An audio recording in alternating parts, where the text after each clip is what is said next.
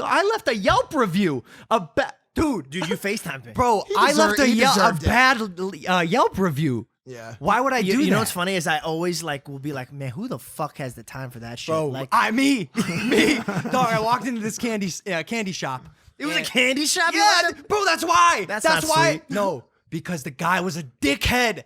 In a candy shop. It was supposed to be like Willy Wonka's like fun factory. And I go in there and dude, oh my God, the aesthetic was beautiful. Rustic design, signs everywhere, old fashioned bottles, soda bottles. Oh man, it was so great. I felt like I was nostalgic, right? Okay. So I'm having the best time of my life. I'm picking out these signs for my ranch because we're doing a whole like sign wall, like super antique signs, rustic signs.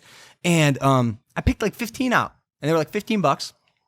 And I go to the guy, I'm like, hey man, because I just did the same thing at an antique shop. And they gave me a deal. If you buy 3, you get 1 free, right? So I went up to the guy. I was like, hey, man, you guys do any like buy in bulk deals? I'm about to buy like 15 of these. He's like, no. And I said, just like, there's like not at all? Like you can't even shave it off. Give me a reason. And he goes, no. And I was like, okay. And then Josie went up to him and was like, hey, do you guys have sugar babies here? Like my favorite candy. And you guys have like a lot of stuff. Do you know if you have them here? He's like, no, we don't. Did he know who you were? She found them 30 seconds later. Front and center. No, I don't know. I want to say yes, but I always like to assume no. Right. Point is, he was sour to me. He was sour to Josie. As a test, we sent David in there to ask for sugar babies. Same sour attitude. I said, fuck this. I'm getting on Yelp. So I left a 3-star review because the aesthetic of the shop was fantastic. I liked the way it made me feel. But also, fuck that guy.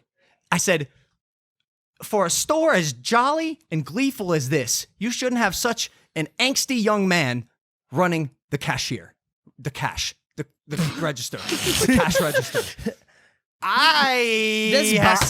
This has bothered you. You've FaceTime me and told me about this. I can't believe this bothered you that much. But I liked the way it made me feel. Like I couldn't beat the kid up, right? Like it was just an oxymoron. In the 60s, he wasn't sweet. He worked at a candy store. In the 60s, he gives me attitude.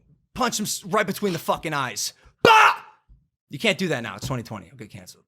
So I'll Twitter fingers on Yelp. No problem, bro. Heavy fingers.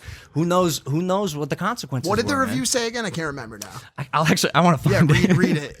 Here's what I wrote. Fantastic store, amazing atmosphere, but the service was subpar. The young dark-haired gentleman was a bit rude and dismissive.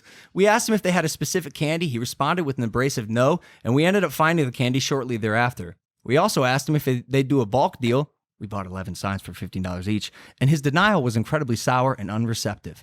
When I was checking out, he was talking to the clerk about something unrelated in his life while I was trying to ask her questions about some of the items I was purchasing.